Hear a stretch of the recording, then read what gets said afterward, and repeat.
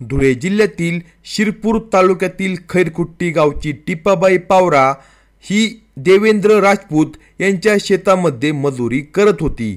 त्यांच्या शेतामध्ये ती झोपडी बांधून वास्तव्याला आहे. आदिवासी समाजात जन्माला आलेली टिपाबाई कळायला लागल्यापासून मोलमजुरी करून स्वतःचा उदरनिर्वाह करू लागली होती.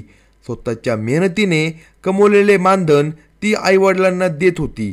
टिपाबाई वयात आल्यानंतर आईवडिलांनी तिचे लग्न लावून दिले, पण टिपाबाईचा नवरा दारुडा निघाला. आदिवासी जमातीला दारूचे व्यसन हा शापच आहे. दारू आपल्या शरीराला चांगली की वाईट याच्याशी आदिवासी जमातीला काही देणं घेणं नाही, पण दारू पिणे हे त्यांच्यासाठी एक अभिमानाची गोष्ट समजली जाते. टिपाबाईचा नवराही दारुडा असल्याने निकमावू होता. सुरुवातीला तो मोलमजुरी करून थोडाफार आर्थिक भार सांभाळायचा, पण टिपाबाई दिवसभर राबून मिळालेल्या पैशातून आपलं घर चालवायची. तेव्हापासून तिचा नवरा ऐतखाऊ झाला होता. बायकोच्या जीवावर घरबसल्या दारू पित असायचा. त्या दारूपायी तो आपली शारीरिक क्षमता गमावून बसला होता. टिपाबाईला आवलेश नावाचा मुलगा झाला. नवरा दारुडा आणि निकमावू असल्याने टिपाबाईलाच आपल्या एकुलत्या एक मुलाचं पालन पोषण करावं लागायचं. सुरुवातीच्या काळात टिपाबाई आपल्या मुलाला पाठीला बांधून शेतात मजुरी करायची. नंतर शेतातील झाडाला झोळी बांधून त्या झोळीत बाळाला टाकून मजुरी करायची. टिपाबाईची आर्थिक परिस्थिती खूप हालाकीची होती, तरी तिने आपल्या मुलाची म्हणजे आवलेशची हेळसांड होऊ दिली नाही. तो आपल्या पायावर उभा राहीपर्यंत प्रसंगी स्वतःच्याच पोटाला चिमटा घेत अनवाणी पायाने शेतमजुरी करत अंगावर फाटके कपडे नेसत टिपाबाईने आवलेशला मोठं केलं. आता टिपाबाई 67 वर्षाची झाली होती आणि तिचा लाडका मुलगा आवलेश 25 वर्षाचा झाला होता.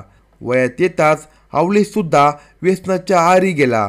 तो मोलमजुरी करायचा, पण मिळालेले पैसे मटण आणि मासे खाण्यात व दारूचे व्यसन पूर्ण करण्यात घालवायचा. त्यामुळे टिपाबाईला वयाच्या 67व्या वर्षीही काम करावे लागायचे. त्यामुळे टिपाबाईला वयाच्या 65व्या वर्षी देखील स्वतःच्या पोटाची खळगी भरण्यासाठी आणि प्रसंगी आपल्या मुलाची म्हणजे आवलेशची भूक भागवण्यासाठी शेतात मोलमजुरी करायला लागायची.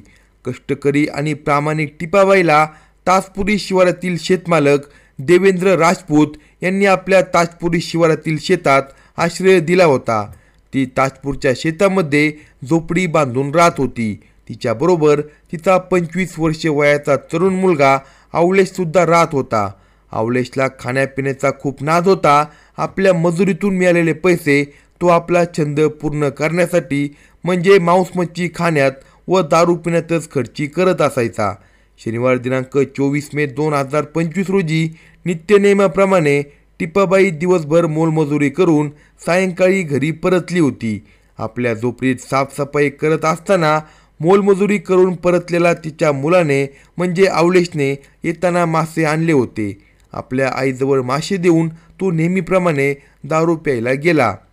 दिवसभर शेतात प्रामाणिकपणे मोलमजुरी करून परतलेल्या वयोवृद्ध टिपाबाईला घरी आल्यानंतर विश्रांतीची गरज होती, पण विश्रांती तिच्या नशिबात लिहिलीच नव्हती. मुलाने आणून दिलेले मासे शिजवण्याची जबाबदारी तिच्यावर होती. मासे व भाकरी करून 7:30 वाजण्याच्या दरम्यान टिपाबाई झोपडीबाहेर आपल्या मुलाची वाट पाहत बसली होती. आवलेशने एक कुत्रं पाळलं होतं. मांस मच्छी खाऊन झाल्यानंतर उरलेलं अन्न तो आपल्या पाळलेल्या कुत्र्याला देत असायचा. अनेक वेळा त्या कुत्र्याने टिपाबाईचं नुकसान केलं होतं. ते कुत्रं केलेला स्वयंपाक खायचं तर कधी दूध प्यायचं. त्यामुळे या कुत्र्याला लांब कुठेतरी सोडू नये असं टिपाबाई आपल्या मुलाला सांगायची, पण आवलेश तिला विरोध करायचा. त्या दिवशी म्हणजे शनिवार दिनांक 24 मे 2025 रोजी रात्री 7:30 वाजण्याच्या दरम्यान मासे आणि भाकरी करून टिपाबाई आपल्या झोपडीबाहेर बसलेली असताना आवलेशने पाळलेला कुत्रा टिपाबाईची नजर चुकून झोपडीत शिरला आणि चुलीवर भांड्यात झाकून ठेवलेले सर्व मासे त्याने फस्त केले. जिबल्या चाटत कुत्रा बाहेर आला.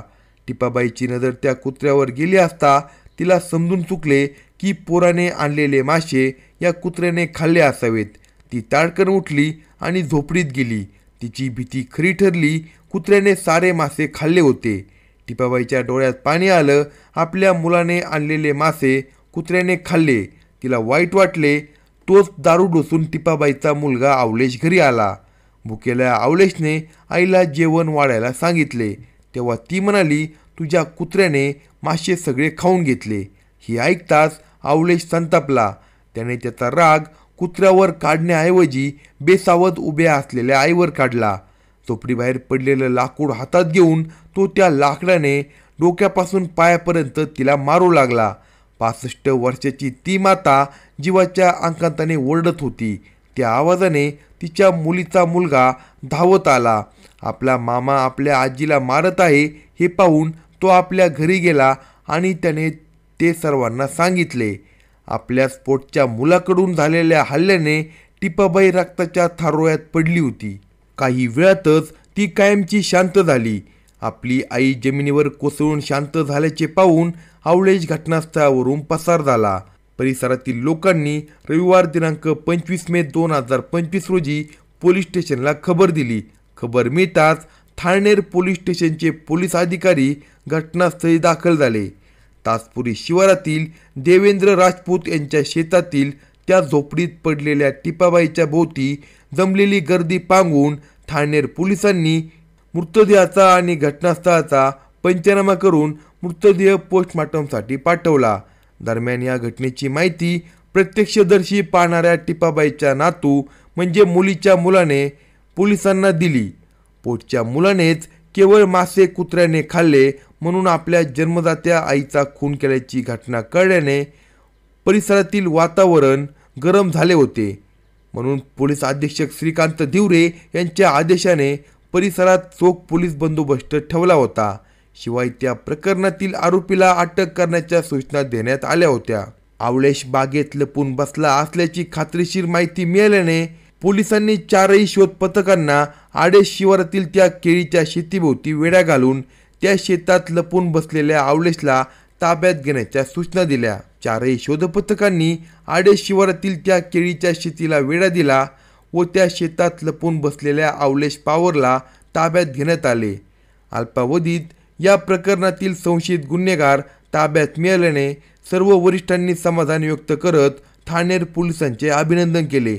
आवलेश पवार याच्या कबुलीनंतर त्याच्यावर ठाणेर पोलीस स्टेशनला खुनाचा गुन्हा दाखल करून त्याला गजाआड करण्यात आले आहे. अशाच नवनवीन क्राईम स्टोरी ऐकण्यासाठी कलम 302 या मराठी चॅनेलला सबस्क्राईब करा आणि आपल्या प्रतिक्रिया कमेंट बॉक्समध्ये कळवा.